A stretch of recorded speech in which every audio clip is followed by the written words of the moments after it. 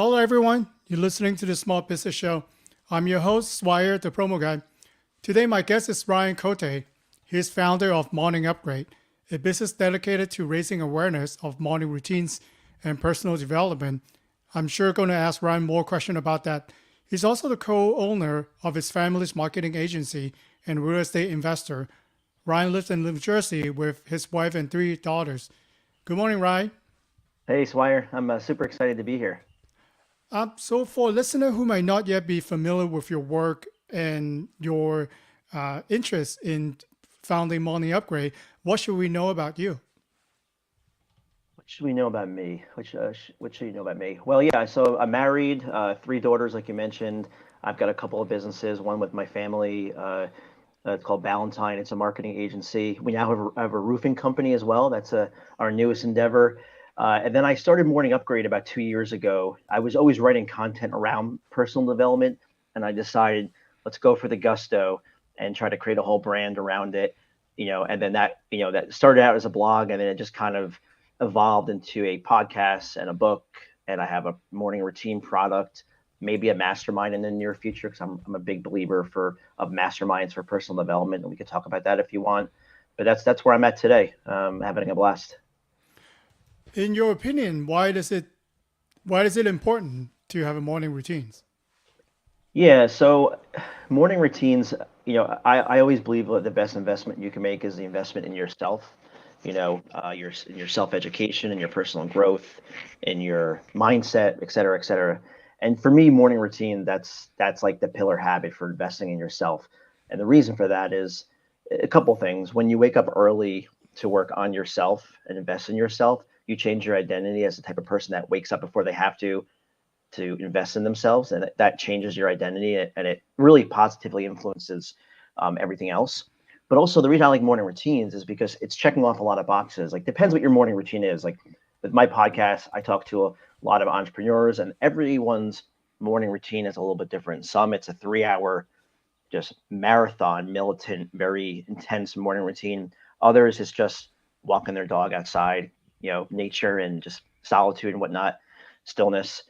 For me, my morning routine, and I could talk about it, Swire, if you want me to, but Yeah, it go checks ahead. off a lot of boxes. Yeah. Okay, all right, so I'll go into it. So it checks off a lot of boxes, and the reason I say that is because so first thing I do is I get up, obviously, and I get a glass of water, the bottle of water here, and I I basically ask myself a series of questions. And so, what's my number one priority for today? It could be personal, it could be professional. Sometimes it's one thing, two things, three things. Just whatever is top of mind for me that I need to get done that I need to get done today. And it feels good to check off the boxes too. That's like a side benefit. I also ask myself what I'm grateful for. Okay, so what am I grateful for? And this is pen to paper. I've got a morning routine product, but you could just do pen to paper on a notepad. I like pen to paper. It's just very soothing. And so, what am I grateful for? I also ask myself, what was my biggest win from yesterday? Because I'm doing this in the morning. So, what was my biggest win yesterday? And it forces me to reflect on the day I had yesterday, like what I did, what I accomplished, etc. And then I write down who I'm going to reach out to today.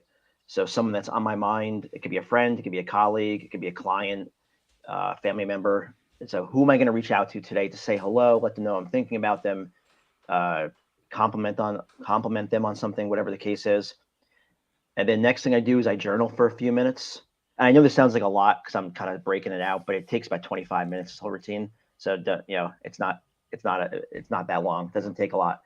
So I journal for a few minutes as my voice cracks. I journal for a few minutes, and sometimes I'll write down my affirmations. Sometimes I'll just get out what's on my mind for a few minutes, pen to paper, just writing. And then there's three things left. I meditate for about 6 minutes using Insight Timer, the free app. I exercise for 6 minutes. It's not the only exercise I do, but typically it's burpees or it's shadow boxing with like hand weights like this. It just slips on your finger. Um, Nice. yeah, these things are great. They're called egg weights. So I exercise for 6 minutes, continuous movement, and then I read a few pages of a book. The book I'm really into right now is called The Everyday Hero Manifesto by Robin Sharma. just really into this book. It's like short little chapters. It's perfect. It's a perfect fold into my morning routine. I just love I love the feedback he has on personal growth. So that's the whole morning routine. It takes about 25 minutes. I know it sounded like a long time because I was just breaking it all out, but it takes about 25 minutes. So once that 25, 30 minutes is up, I've already started my day off on a positive note, checked off a lot of boxes, mindset, exercise, et cetera, et cetera. And it just makes me feel better. And you do that day after day, month after month, and it just compounds into other areas of personal growth. Thanks for sharing that with us, Ryan. So my question will be, since it's a routine, that means that we do it over and over again, or at least a few times, throughout the week. Is there something that, in your opinion, that is wrong, or if I have certain things that I like to do in the morning, does it count as a good morning routine, or what are your thoughts? And how would you suggest that, if we're listening, do not have a routine yet? So how do we get started? I don't think there's any right or wrong with a morning routine. As long as you have something where you're getting up a little early to invest in yourselves. I mean, like I mentioned with my podcast, I think I'm up to 100 now. Well, 89 or 88 published, but I have more in the queue. And every routine is a little bit different. Like my routine, even though I believe in it, I created a product out of it. The morning routine is a personal experience. And so you have to find what fills your cup. And the only way to do that is to experiment. Like, for me, when I started off with morning routines in 2017, I was following the Miracle Morning method by Hal Elrod. He's like the OG of of morning routines, and he's got a very specific. I think he calls it the savers, and I was following that for a while. But like with anything, the more I did it, the more I just created my own ideas of what I want to do to fill my cup. Like when I wanted to craft my morning routine, I literally went pen to paper and I was like, all right, what's really important to me? Well, I know I want to exercise first thing in the morning, meditation, obviously, gratitude practice, yep. And so I just kind of outlined what was really important to me, what was going to fill my cup. And I think the only way you know what's going to fill your cup is A, be clear on what you're trying to achieve, and then two, experiment enough to form an opinion about it. And so I wouldn't say there's anything right or wrong. I would just say start, take action, start a morning routine, and then evolve, as you learn more about what you like. There was a Okay. second part to your question. Do you want me to answer it? I'll pause. Yeah, go ahead. You said, how do you start? Well, for me, like it's starting small. And so, I mean, I purposely got my routine down to about 25 minutes where I can even like right now I'm on vacation in Florida. It's a hotel room. It's not my house. And so it's short enough where I can still do it. But even on vacation, like I'll shorten it even further just to bear it down to the bare bones so that I keep the habit going. And so for me, like with any habit, just eliminate as much friction as possible. So if you're listening, watching, and you want to start a morning routine, just start 10, 15 minutes, gratitude practice, maybe some exercise, some meditation, just real short and sweet, 10, 15 minutes, keep going, keep going, keep going. And then eventually once the habit solidifies, we'll then start expanding it. Like, okay, what else can I do? And the only way you can form those opinions, like I mentioned, is to give yourself enough time to do the morning routine. So there's no really right or wrong. So, you're a very active person, so you choose to exercise. For example, if I like to sing, I can even wake up and start singing. So that could be my routine, right? If it brings me joy in the morning. Absolutely. Like I'm thinking about the routines that I have of my guests, and some people read the Bible. Some people, I actually one interesting guest that just popped in my mind was she literally gets her dog and goes for a walk, and she walks around her neighborhood and she looks for garbage that maybe people left out the night before, like wrappers or cans, and so she'll take a walk, like exercise with their dog by herself, and just look for garbage to pick up, and that really fills her cup because she feels like she's giving back to the community. So I think there's really, I think there's no right or wrong. It's just whatever fills your cup, and it's tied to your interests and to your goals.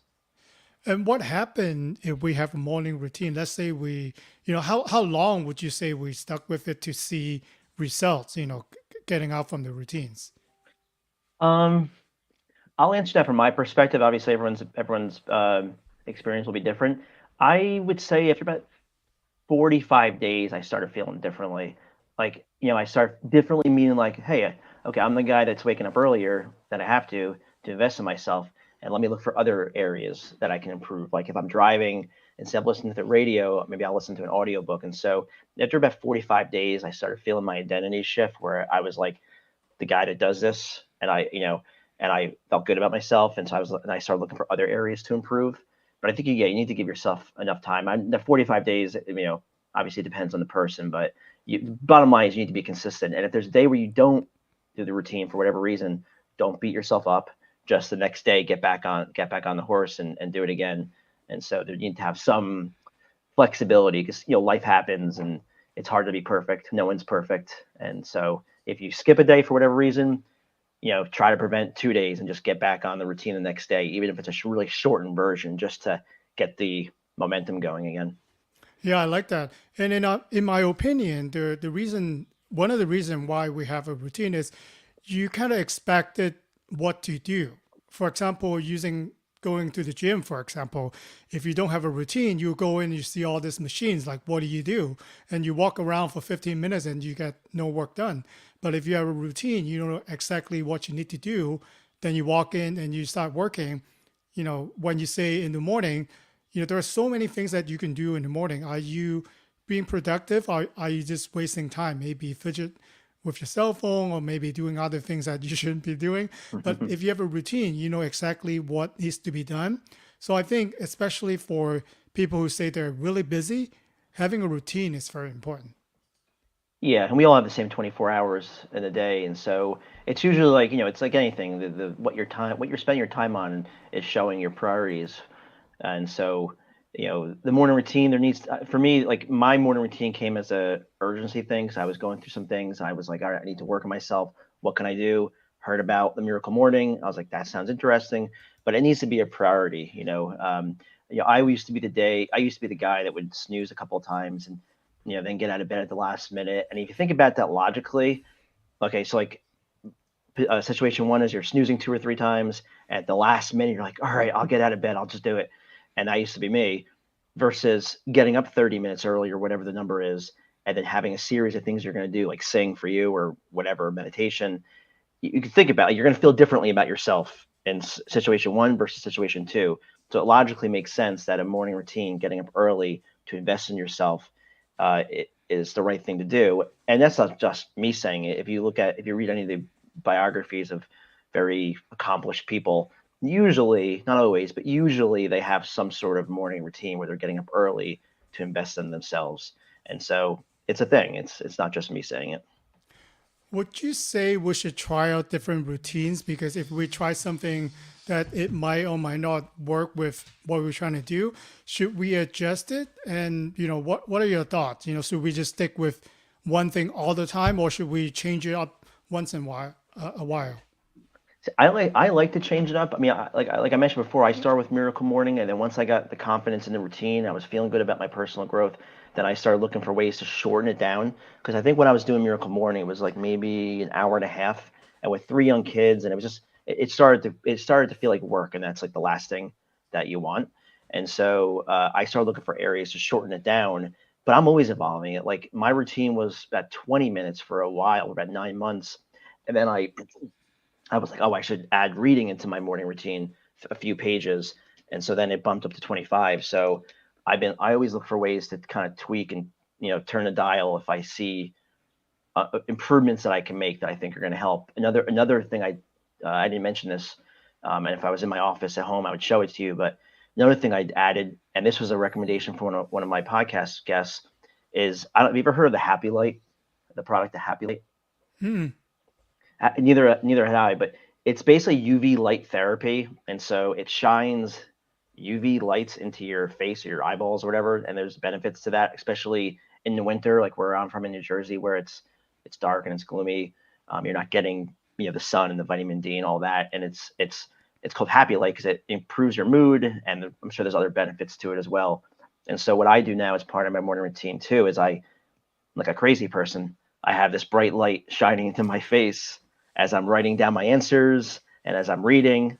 And I'm at the point with my kids now where they don't even question what I'm doing, even though I look like I'm insane in there with the bright UV lights shining into my face. But that's just an example of always looking for opportunities to improve on what you're doing.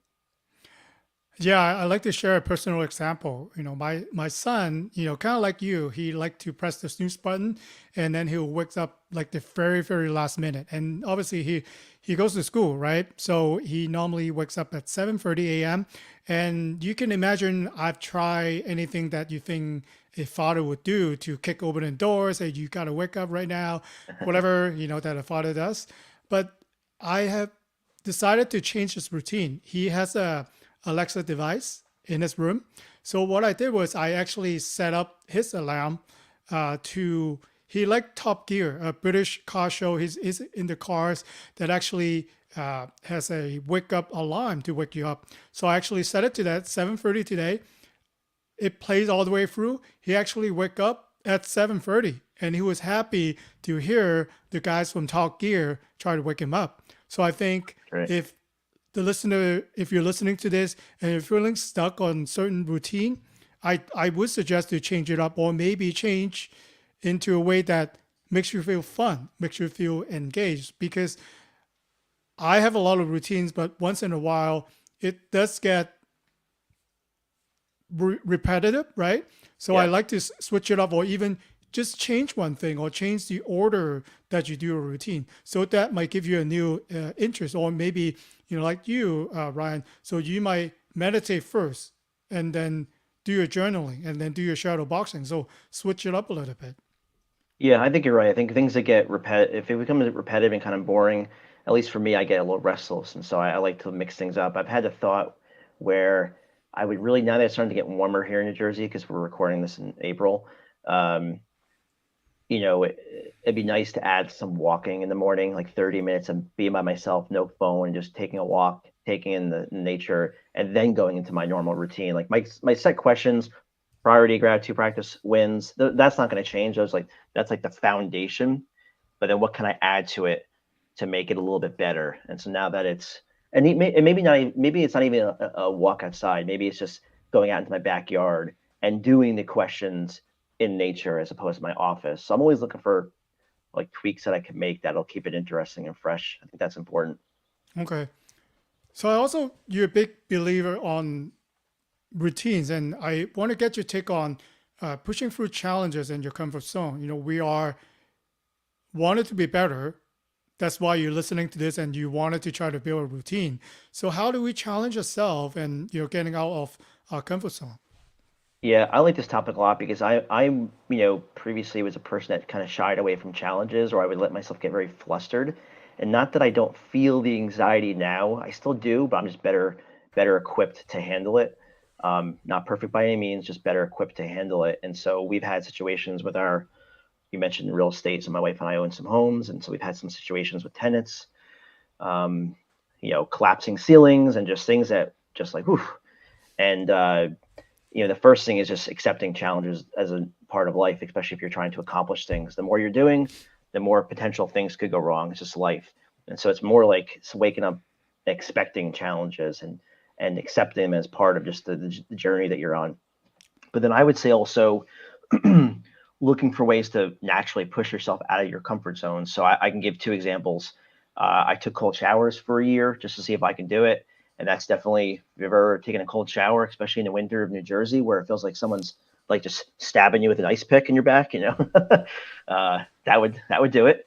And then most recently, I was starting to feel like I wasn't pushing myself out of my comfort zone the last few months. Was just feeling kind of like, what's the word? Not soft, but just kind of like just static, I guess. And so I was like, you know what? I'm going to take martial arts. And so I really curious about Krav Maga, and I looked up and I found a place by me 10 minutes away. And I went for the trial class, and that was kind of scary because I don't know what I'm doing, and there's people in that group that know what they're doing, and it was kind of awkward to show up and be like, hey guys, and girls. And so I went for the free trial class. I'm like, I'm just going to do it. So I committed to 6 months, and now I'm doing that. And so just looking for ways to push yourself out of your comfort zone, because that is where the growth happens. If you think about it, and to use like the logical example again, if you never push yourself out of your comfort zone, if you never make yourself uncomfortable, your mindset's not going to grow, because when you put yourself out of your comfort zone, when you go through challenges, you're naturally stretching yourself, and then when you overcome it, you're like, oh, okay, I got through that. I can get through this. And so it's like going to the gym. If you never go to the gym, lift weights, your muscles aren't going to get stronger. Like, how could they? You need to break them down to get them stronger. Well, your mind's no different. And that's why I'm really big into it. I think we can actually match challenges to the routine that you do. I am a strong believer in taking on challenges for yourself. And in work, I think I'm known for making a bigger problem a smaller problem. So, for example, uh, you know, getting into fitness again, I'm signed up for the Strong First TSC challenge, where I have 3 attempts for maximum deadlift and maximum amount of pull-ups, and then kettlebell snatches within 5 minutes. So it's a Right. challenge, right? So there are different ways that I could work on it. And then I found the routine that could train and prepare myself for that challenge. So routine, I've been doing it for the past 3 months. Now I know that I've no doubt that I could pass my personal best because I know that from the routine, I can do it every single day. So when it comes to the actual challenge, then you're prepared. So I think routine kind of prepare you for all the challenges and kind of push you out for the comfort zone. Because if you know that you could lift the weight or do the task that you're supposed to do in your routine, then you know that when the challenge is here, you have no problem, going through those challenge, and that's how you step out of your comfort zone. And it sounds like, Swire, you're also giving yourself something to shoot for, like a goal to strive for. I think human beings were mostly wired to try to achieve something. Like, we're here, we want to get here. How can we work towards that, or work towards that goal? I mean, for you, it's this contest. For me now, I want to be a black belt Krav Maga, which is going to take years, but I've got like something to go for now, at least on that part of my life. And I think that's what keeps us going. Being productive and trying to strive for a better version of ourselves. Yeah, I could give one quickly in business because if listeners think that we're going off the topic, right? Supposed to be a business show. Imagine you have a really big project that you are scrambling, you are panicking that how are we going to achieve that project within the timeline, budget, or whatever that it is. But by breaking it to smaller pieces and breaking it to routines, if you need to train certain personnel to do the job, or if you have to create certain funding to be able to do that job, make them smaller into pieces and make it into routines, and you try and do it all the time. So when you actually are faced with that challenge, then you already you know what to do, because if it is in your routine, you got to know what to do when the challenge is actually here. Yeah, I like that. I never really thought about, well, like, because my morning routine is more general to become like a better version of myself, but you technically could tie your morning routine with a specific goal. Like for this contest you mentioned, your whole morning routine could be fitness related, so that everything you're doing is getting you closer to achieving those milestones. And that can be applied to business and whatever else, whatever the case is. It's another kind of twist on the morning routine concept, tying it specifically and only to your goal. Yeah, I think it relates. That's why I like to take on challenges like that. So if in fitness I could break down to actually every day I'm improving a little bit. So in business, you can also set, whatever goal challenges that you have, and you improve yourself tiny little bit every single day, because a lot of people take on a challenge, they just want to be transformed after 30 days. It's kind Yeah. of, it depends on what it is, but you might or might not be able to do it. But then if you bring it into a routine, like you let's say you read 5 books a month. That's might not be easy for some of us who might not read that many. But then if you build a routine and read 5 books related to the topic that you're interested every single month, in a year, in 2 years, where do you think you're going to be? Yeah, I think reading books is a whole nother thing we can go down. I mean, for me, I like the printed books because, like, if you read a printed book, Yeah, I'm it's old really school helps your also. I focus. like printed books. Yeah, because for me, it helps my focus. I know for a while when I would read a printed book, I would have like this urge to just check my phone, and now it's less so because I've kind of trained my focus muscle to, if you're reading, just actually read and try to digest what you're consuming. And then the whole classroom in a car concept, where if you're commuting somewhere, listen to an audiobook and you stack that time in the car over months and months, you can consume a lot of content. And it's a really powerful way of just getting that really powerful way of boosting up self-education. Not that I'm saying the radio is a bad thing. There is a time to relax, and but if you're reading, listening to something that really interests you and it's tied to like what you're trying to achieve, it shouldn't feel like work. It should, it should get you going. Yeah, I think that's how the routine can come in and really do help you. So you know exactly and you plan for yourself what it needs to be done to get you to the level or hit that challenge. So it will be a lot easier and save you from a lot of stress if you actually plan yourself to success. Yeah, and the routine also helps take it's less decisions to make. Like in the morning, you don't wake up. What am I going to do?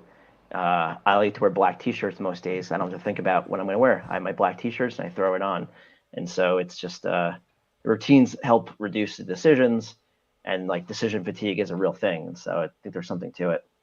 Yeah, I have like five of these. So every time I go to a meeting, I just put it on and it's a routine. It's a wardrobe. I would say, yeah, you actually hit on a good point. We decide what to wear, how we should look, but it's kind of cookie cutter, I would say sometimes, but then it's easy for me. I know that when I go to a meeting, I just grab a shirt and then I'm ready. I know that it works for me and I took the time to develop it. And yeah, I think we could go down a lot of different area for routine, but I wanted to ask yourself, the final question that I have is investing in yourself. So in your point of view, what does it mean? Like, what does it mean by investing in yourself? To me, I think it's really, if you ever listen to like Ed Milet or Brian Johnson, some others mention it too, but it's the whole uh, the best version of yourself. Like your version 1.0 right here, and you're trying to get to version 2.0 of yourself, and in between there is the gap. And so, I think investing in yourself is closing that gap. Like you want to become like the best version of yourself, and that's where investing in yourself comes in. Meditation, the gratitude practice, exercise, pushing yourself out of your comfort zone, all those things. Invest in yourself. I think it's the best investment you can make because you can get everything removed from you, like lose a job or whatever the case is, but everything you've built up in here in your head and the person you become, that can't be taken away. And so, um, you know, I think one thing we haven't talked about here, and one of like a really solid way of investing in yourself besides the morning routine, is masterminds. Uh, it's mastermind for those listening, watching that don't know what it is. It's basically a group of people that have a common goal and they're trying to achieve it, and we all hold each other accountable. I'm part of 3 right now, and they're all a little bit different, but the basic premise is there's 10, 15 people on a video call. Different people take turns on what challenges they're having and need input on. You usually read books together, and basically it's just a group. Think and Grow Rich. Napoleon Hill, am I getting that name right? Yeah. Mm-hmm. He talks about the book. He talks about that in the book, and that was like published, I think, in the 30s. And so this isn't a new concept, but I think it's gaining popularity. And there's a lot of reasons to do it, but a big part of masterminds is you're investing in yourself. And I've seen a lot from participating. Yeah, I like that idea, especially you want to be connect with people that have the same goal, but Yep. then are completely out of your normal social circle. So they might Yep. have completely new perspective, or you're doing the same thing, but then they're doing it so differently. But at the end, you're reaching the same goal. So it's always interesting to me to listen to people. That's why I have the podcast, right? You all try to be better, to try to be invest in yourself. So I keep on asking them the same question. They're all different answers. So for me, and for those of you who are in a mastermind group, that's how you could get all the resources, all the opinion, and then make yourself routine or whatever work best for you. And there's like depending on the group you're in, but one of the groups I'm in, it checks off so many boxes because you're right. You're part of a group with different people, different experiences. Some are married, some aren't. Some have kids, some don't. In my one group, there's a major real estate guy. There's another agency owner, marketing agency owner, a manufacturer, just different experiences. And also in this group, we take turns leading, and so we have a facilitator, but then every week we take turns leading. And that was very like I'm used to it now, but the first couple, because you want to show up and do a good job, and you have to run this 1 hour meeting with everyone just looking at you to keep the conversation going. And it was very uncomfortable for me for the first couple of times. And as I've got like anything, you do it more and more, it gets easier. But it just checks off a lot of boxes. So those listening, watching, I definitely masterminds are huge. Okay. So, Ryan, for a listener who wanted to connect with you and learn more about morning upgrades, what would be the best way to reach out to you? Yeah, so I'm on LinkedIn, Ryan Cote. The two sites, if you're talking about the morning upgrade, that's really easy. It's morningupgrade.com. On there is the book and the podcast and everything else. And then the marketing agency that we spoke about is ballantine.com. So morningupgrade.com and then ballantine.com. Thank you so much for coming on to the show today. I do enjoy our conversation around routines. Yeah, likewise. Great job, Swire. Thank you.